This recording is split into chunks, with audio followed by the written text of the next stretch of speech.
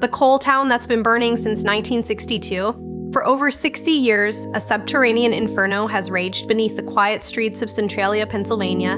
It's a fire that began innocuously, a flicker of human error that ignited a catastrophe, transforming a once thriving community into a ghost town, a testament to the enduring and destructive power of the Earth's hidden fires. The story of Centralia is not just about a town consumed by flames. It's a stark reminder of the complex relationship between industry, environment, and the human cost of progress. Our journey into the heart of Centralia's fiery secret begins in the late 19th century. This region, nestled in the anthracite coalfields of eastern Pennsylvania, was once a bustling hub of industry. Generations of families, drawn by the promise of work, carved out lives in towns like Centralia, their economies inextricably linked to the black gold beneath their feet. The Pennsylvania Anthracite Region, a vast expanse of rolling hills and deep valleys, was dotted with mines, each a vital artery feeding the nation's insatiable appetite for energy.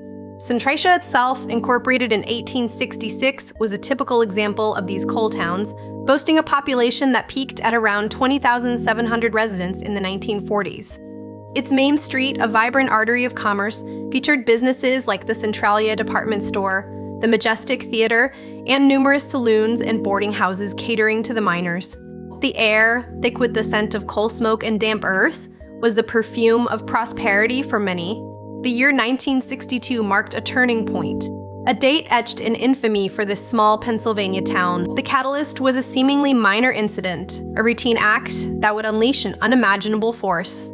On May 27, 1962, the Memorial Day weekend, the Centralia Borough Council contracted with a local firm, Joseph P.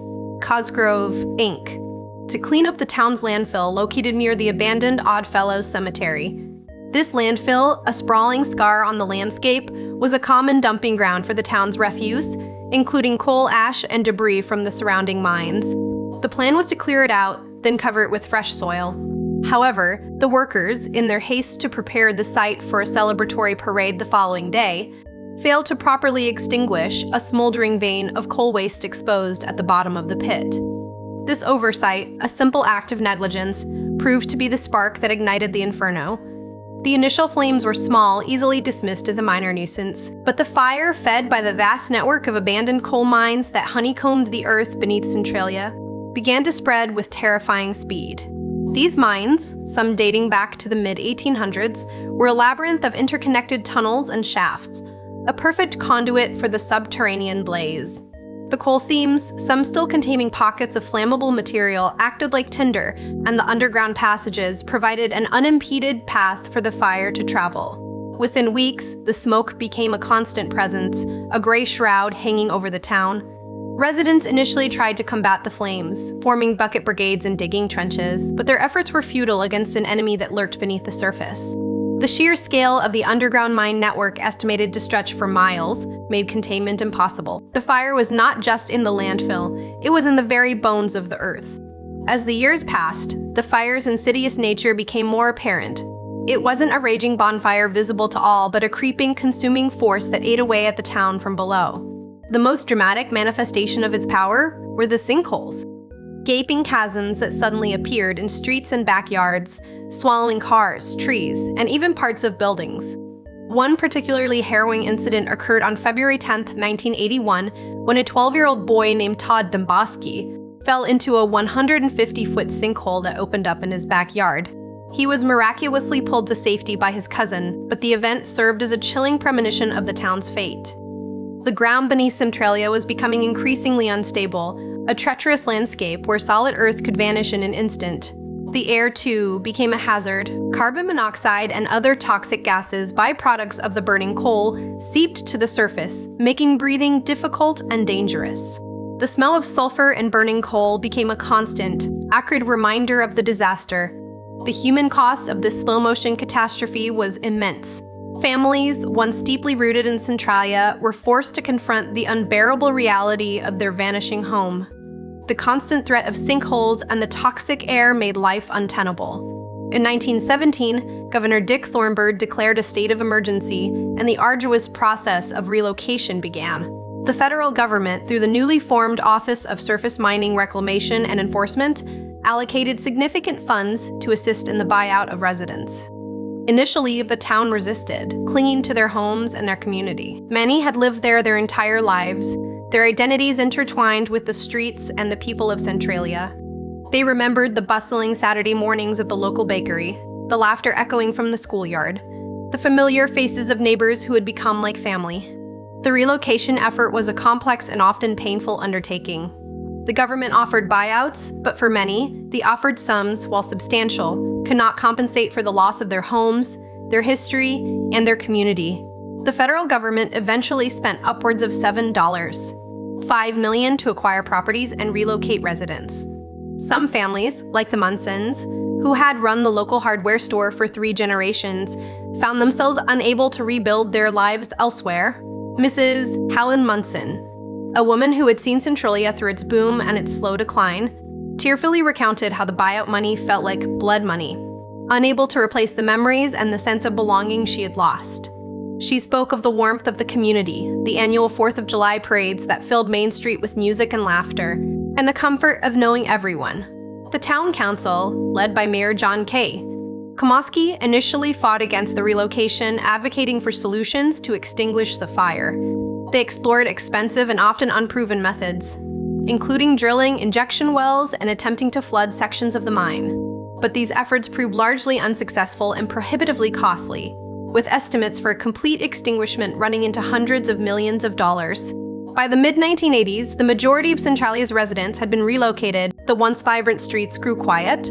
The houses stood empty, their windows like vacant eyes staring out at a dying town. The government continued to purchase properties, offering compensation that, while intended to be fair, often fell short of the emotional and historical value of these homes. The process was a slow, heartbreaking exodus, a gradual emptying of a community. The once bustling Main Street, where children once played hopscotch on the cracked sidewalks and shopkeepers greeted familiar faces, became a silent testament to loss. The Centralia Public School, a hub of activity for generations, stood empty, its playground overgrown and its classrooms filled with dust. The church steeples, once symbols of hope and community, now stood as lonely sentinels over a town slowly succumbing to the earth's embrace. Today, Centralia is a shadow of its former self. Its population has dwindled to a handful of determined residents who refuse to leave, their homes bypassed by the government buyouts or their owners simply unwilling to abandon their ancestral land. These remaining few live in a landscape transformed by the fire. The roads are cracked and buckled, venting plumes of steam and smoke. The earth itself breathes fire, a constant reminder of the inferno below. The once picturesque landscape is now dotted with warning signs, advising caution and indicating the presence of hazardous gases. The silence is profound, broken only by the hiss of escaping steam and the occasional creak of a decaying structure. The story of Centralia is far from over.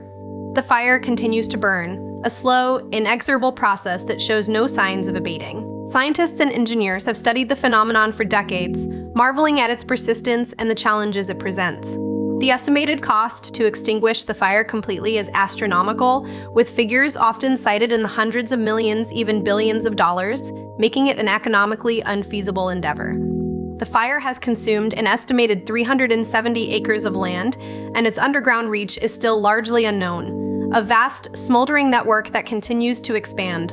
The town has become a living laboratory, a place where geologists and environmental scientists come to study the effects of long-term subterranean fires. They monitor gas emissions, map the fire's progression, and analyze the geological changes occurring beneath the surface.